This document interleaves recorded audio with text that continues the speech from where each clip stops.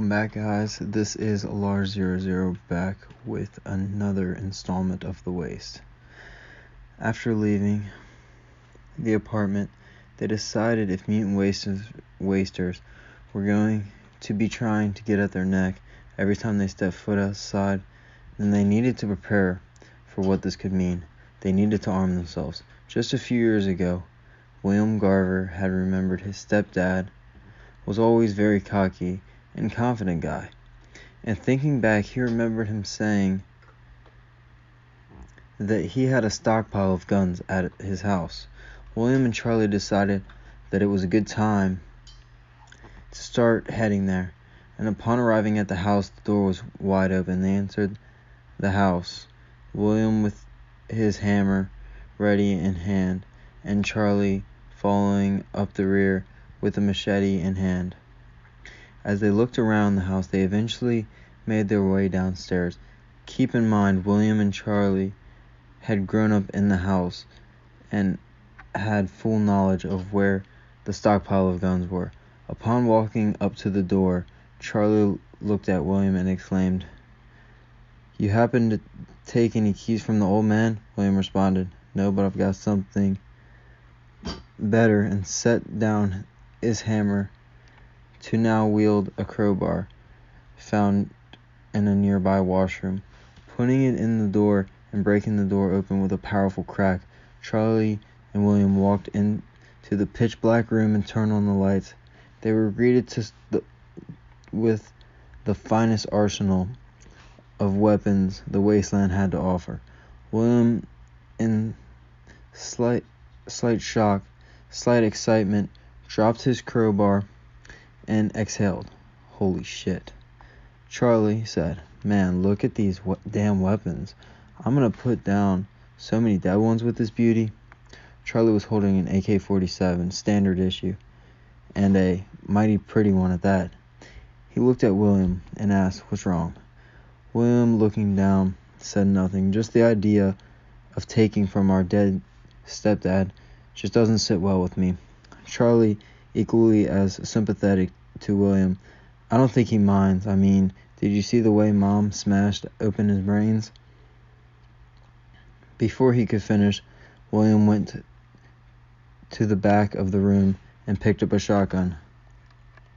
Charlie looked at the gun and said, "Let me take a look at that." William handed the shotgun to Charlie, and Charlie joked, "Shotguns are good for close range and for blowing the fucking head off dead ones or living ones." William grabbed the gun from Charlie and said, "Don't ever touch my gun again." They both laughed and took as much guns and ammo and put them in the trunk of Charlie's car and headed down the gravel path. To be continued.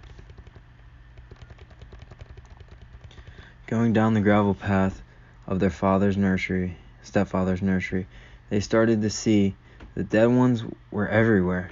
Some of these dead ones were essentially brain dead, while others thought more clearly and were able to use their bodies similar to a live human status. Taking a right turn and driving down the road, William said to Charles, "Where are we going?" Charles laughed, looking at William. "We need to get a few people. I don't want to take on the waste alone with you." William, looking out the window, thinking, said, "I can get that, but who do you have in mind?" Charlie laughed and said, "Oh, you'll just wait and see." As he drove for about 10 to 15 minutes. William put the aux into his phone. Keep in mind, this is the first few days of the apocalypse that will eventually kill roughly 90% of all life on Earth, not just humans, but also animals.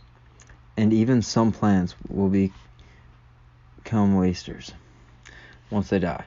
As he turns up the music, Charlie takes a left turn and they continue to their destination. The GPS says, "Proceed for a mile and arrive at your destination." As they pull into the driveway into a driveway of Charles' good friend, Rondo.